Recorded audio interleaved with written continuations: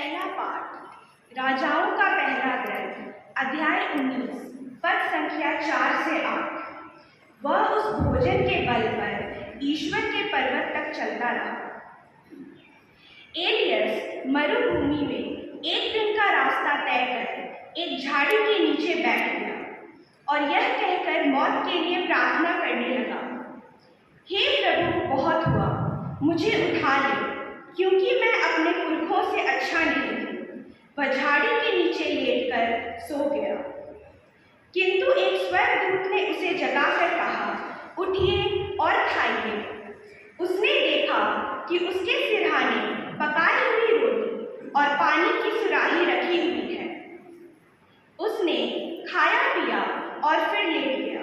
किंतु प्रभु के दूत ने फिर आकर उसका स्पर्श किया और कहा, उठिए और खाइए, नहीं तो रास्ता आपके लिए अधिक लंबा हो जाएगा।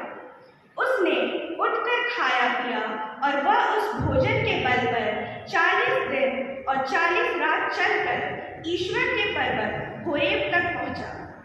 यह प्रभु की वाणी है।